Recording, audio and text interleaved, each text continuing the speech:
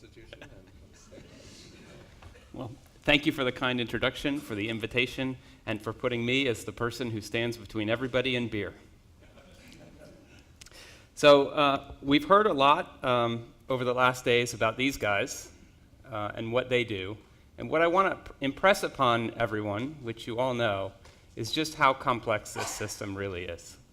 So in our noggins are lots and lots of these. How many? Well, we usually say about 100 billion.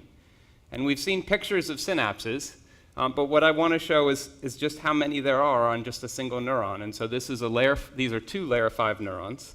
And if we zoom in to just one little area and take a look at the number of spines that are there, which we can use to approximate about 50% of the synapses that are on these stretches of this part of this neuron, you can see that there's about 75 spines on these 2 stretches of dendrite. So 150 synapses, just on those 2 little parts of dendrites. And if you look at the rest of this neuron, which extends out of the field of view, you'll see that this is one of the most connected neurons in the nervous system, with as many as 100,000 synapses onto this one neuron. So if you take the number of neurons that we have in our brain, 100 billion, and you multiply it by up to 100,000 synapses or inputs, you'd see that we would have 1 quadrillion synapses in our brain. And all of those are formed very precisely.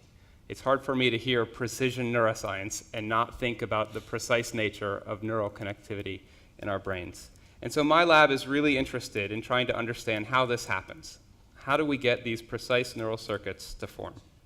And so we study this very early in development when neurons have started to send out axons and they're looking for places to target. And that's the first question that my lab really addresses, which is how does this growing axon find the correct target? And that target could be a region of the brain, it could be a layer of the brain, or it could even be the right cell in the right region of the brain. And we address this question in visual system, looking at connections between the retina and different retinorecipient regions of the brain. And we do that because we think this is one region of the brain or of the nervous system where just in the next decade or 2, we'll be able to restore damaged or degenerated neural circuits. And so there's a lot of effort to try to get retinal ganglion cells to regrow to these targets. And so that's why we're interested in that. Of course, once you make that connection, you have to form one of these beautiful synapses that lots of people have showed at this meeting. And so the next question that my lab addresses are what are the molecular cues that are used to form these synapses? And we study this both in the visual system and outside of the visual system because a lot of the cues that we're interested in have been associated with a lot of the neurodevelopmental disorders and psychiatric disorders that we've heard about at this meeting. And this is actually what I'll be talking about for the talk today. The third question that we have recently started to ask is about what infectious diseases, and particularly parasites, do to these neural circuits once they form. And the reason we do this was profound to me. If you, right now you look to your right and you look to your left, one person did it right here. If you look to your right and you look to your left, one person in your row at least has a parasite in their brain right now. And it's probably doing something to their neural circuits, and we want to know what it does. It's both amazing and terrifying at the same time. And so, again, today I'm going to talk about the second question, not the terrifying question, because we actually have some connections to Nordic colleagues trying to address this question. Now, this question started for me quite a while ago at the Neuromuscular Junction, which we've heard in a few talks already. And so this is just an image showing a beautiful neuromuscular junction where motor axons are forming these elaborate pretzel-like synapses onto the blue muscle fibers. Now, to address how or what a muscle fiber might release to have a motor axon form a nerve terminal on it, we used a really classical preparation, a preparation that I doubt many people in this lab or in this room have used before. It's the Torpedo californica. This is an electric fish. It's about 3 feet long. You have to hire a scuba diver to go find it. They ship it to you live, and then you can dissect its electric organs, which are these big structures here, and its fins. And these electric organs are essentially really big neuromuscular junctions. And so for biochemical analysis, this is really the preparation to study molecules that might be important at the neuromuscular junction. So we dissected these electric organs, we purified synaptic proteins, and we tried to purify proteins that were capable of inducing nerve terminals. And so we did that by culturing motor neurons, which you can see here. So here are two motor neurons. This is a cell body here, and their axons. And we looked for active fractions from those torpedo extracts that did nothing to the axon in terms of branching or length or anything like that. But if you looked at with markers for presynaptic machinery like synapsin, we would see that it would cluster this presynaptic machinery into what we called presynaptic varicosities. And this was one of the active fractions that we said had presynaptic activity, meaning that it could induce nerve terminal formation. And using proteomics, we went on to find what this was. And it's really a molecule that no neuroscientist ever wants to find. It was a collagen. Every neuroscientist is pretty much taught from an early age that collagens aren't really important for the nervous system, and so this was a little bit of a bummer at first. And I should say it wasn't a whole collagen. One other thing, you're going to see a lot of collagens, and you have to know Roman numerals. This one's 4, probably pretty easy. As the numbers get bigger, I'll try and help you out. It wasn't the entire collagen 4 that we found, it was just one part of that collagen 4. Just this C-terminal domain. In fact, all of the collagen part was really cleaved off, and it was just this non-collagenous protein that we found.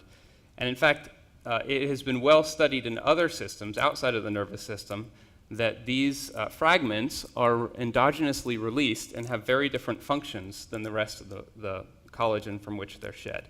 And so that's shown here. This is just a simple schematic of how kind of the life cycle of a collagen.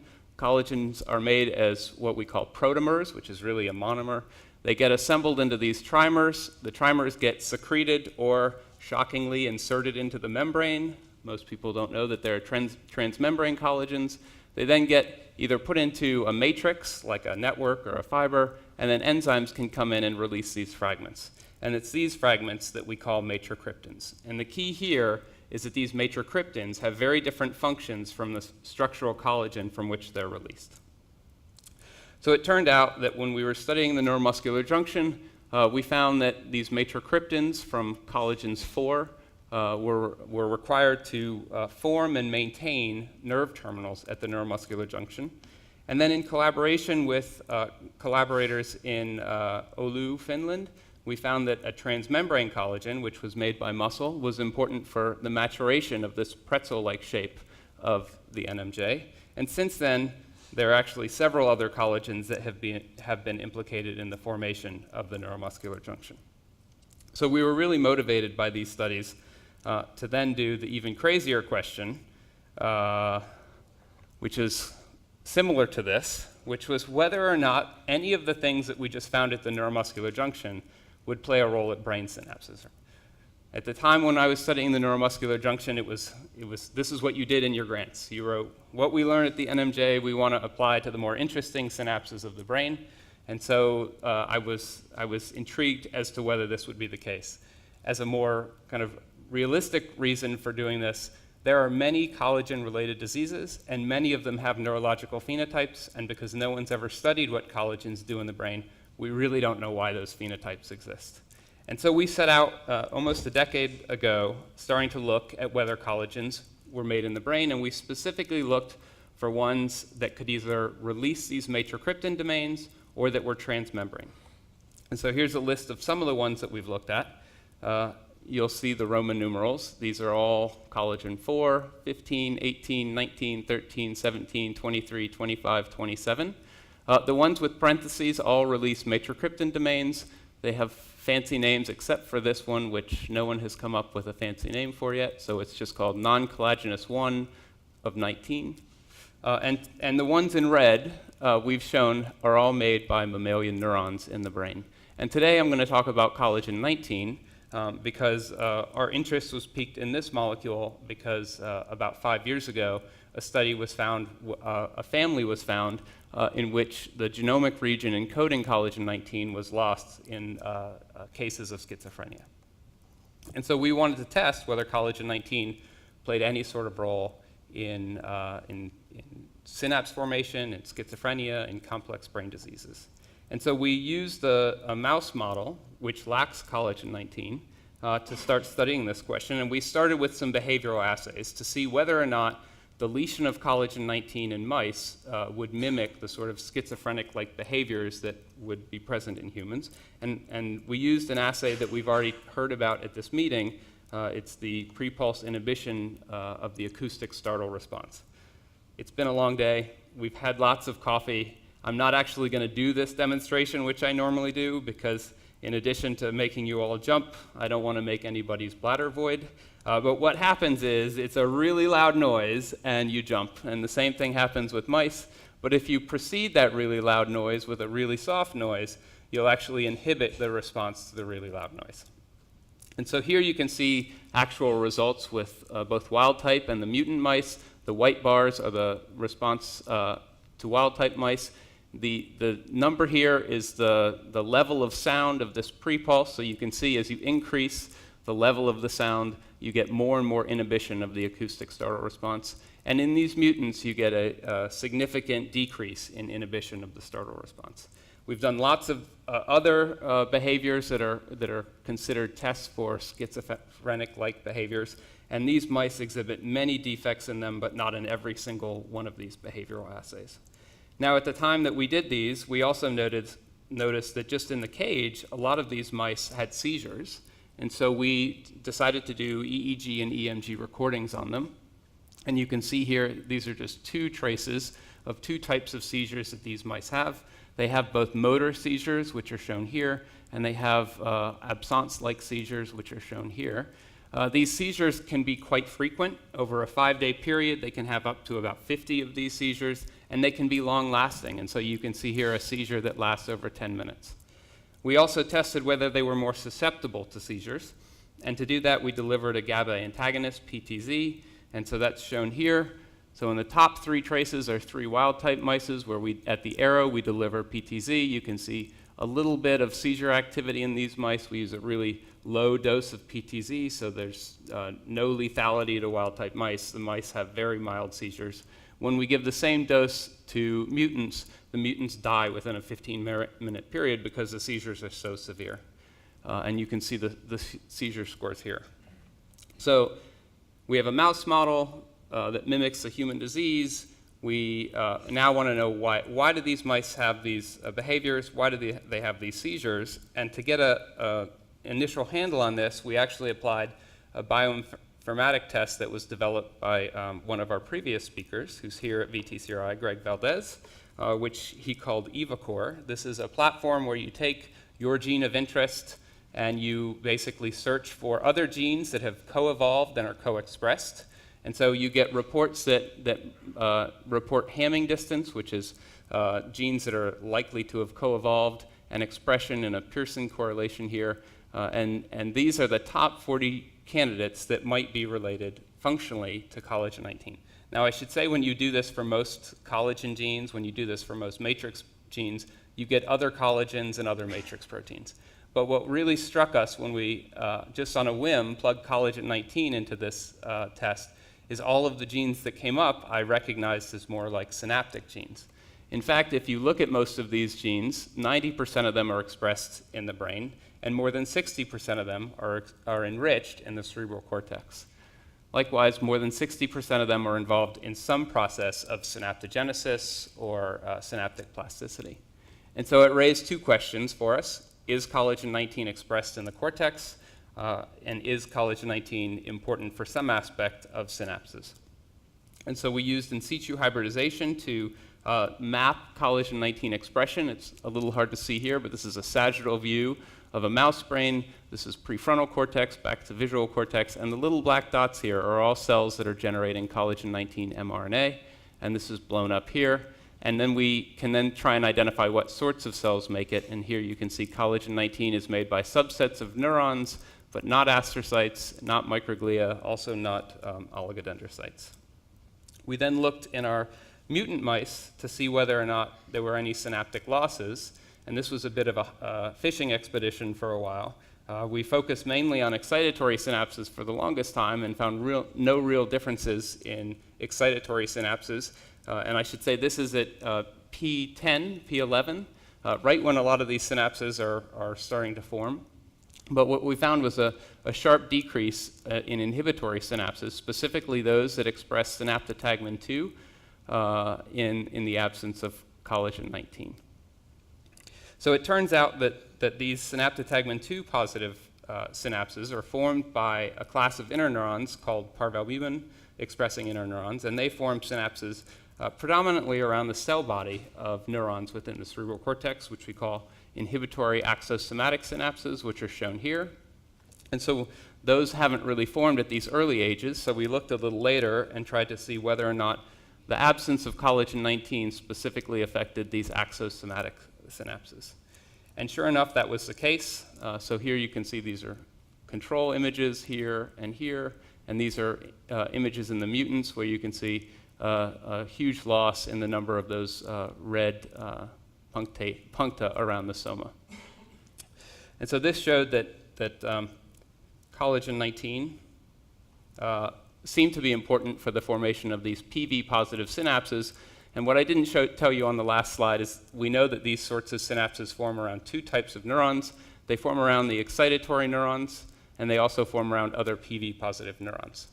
And so in the absence of collagen 19, we saw less on actually both the excitatory neurons and on the PV-positive neurons. Now, at the time that we found this, we didn't know which cells made collagen 19. And so we hypothesized that it would be one of these two subsets of cells. And so we went back and tried to figure out which specific cells in the cortex were generating collagen 19. And what we found was we were wrong on both cases. Collagen 19 was generated by GABAergic cells, for sure, but it seemed that they weren't, and not excitatory neurons, but it seemed that they were made by the calbindin-positive interneurons, the somatostatin-positive interneurons, but not the calretinin-positive interneurons or the parvalbumin-positive interneurons, which we thought initially. This isn't entirely true. There was actually 6% of the parvalbumin cells that were making collagen 19, but it hinted to us that collagen 19 was being made by a neuron that wasn't involved in this specific circuit, almost a paracrine fashion. And to be entirely sure, we've recently generated a conditional mutant of collagen 19 so that we could specifically test whether deletion of collagen 19 just from parvalbumin-positive interneurons has any effect on inhibitory synapse formation. And that data is shown here. And so here you can see our conditional mutant where we've stained for those synaptotagmin 2 positive terminals, and there's no difference between those mutants and controls. And so what we're left with is a model where, indeed, an interneuron-derived collagen 19 is necessary for the formation of inhibitory synapse formation, but in this paracrine fashion, where one type of interneuron is releasing collagen 19 for it to act on the formation of other types of interneurons and excitatory synapses on other types of interneurons and excitatory neurons. And so we wanted to know what the mechanism of this was, and so we spent quite a while generating an in vitro assay where we could mimic some of these effects. And so here you can see cultured hippocampal neurons where we get those inhibitory axosomatic synapses to form, and they're shown here as being inhibitory. The gray bars here show wild-type cultures where we determine the timing when these synapses form, and of course, for this to be a good model for us, we'd have to repeat this in vitro assay in knockout tissue and show that we no longer form those same sorts of inhibitory synapses, and that's shown with the black bars here. So once we had this model established, we then went back to the protein structure of collagen 19, which is shown here. And collagen 19 has collagenous domains, but it also has lots of non-collagenous domains. And the non-collagenous domains are these gray boxes. And we started to test whether any of these had the ability to induce synaptogenesis. And we were particularly interested in NC1 because, as I told you earlier, this is the domain that gets cleaved off by proteases and can function as a matricryptin. And sure enough, this small domain, if we apply it to wild-type cultures very early on, when there's no axosomatic inhibitory synapses, we can induce the formation of these synapses. What's really interesting to us is this is a really small peptide. It's 19 amino acids, so we think that it has the potential for therapeutic benefit. We can use either the mouse version of this or the human version of this, which is shown here, and we get the same sort of induction of inhibitory synapses. And so now we're interested in whether we can actually deliver this in vivo into the mutant mouse to recover synapses. We've already done it in cultures where we can treat these knockout cultures here and restore their inhibitory synapses, but now we're trying it in vivo. I see my light is on, so I'm on to just 2 summary conclusion slides. So what I've shown you is that one set of interneurons releases this collagen, which is important for the formation of these inhibitory synapses, but that only a small part of it is sufficient to induce these synapses. And we started by kind of a long list of collagens. And really the take-home message isn't that just that this one collagen has this unique feature in synaptogenesis and complex brain disease, but we think that many of these do. And at least for one other, we have gotten quite a bit of data, again in collaboration with a group at Oulu, to show that collagen 18 is important for synaptogenesis as well, just in a different part of the brain with a different type of synapse. And so we think these aren't just flukes. This is probably a large family of molecules that are going to be important for the formation and maturation of synapses throughout the mammalian brain. Now, as everyone else has said, I sit at my desk and I don't do the work. So these are the clowns that do the work. So all of these people really contributed to the studies I showed today. You'll see them in the audience. This is Jimmy, Gabby, Alicia, Kumika not here. She's gone on to grad school at VCU now. John, Abuzar, and Joseph.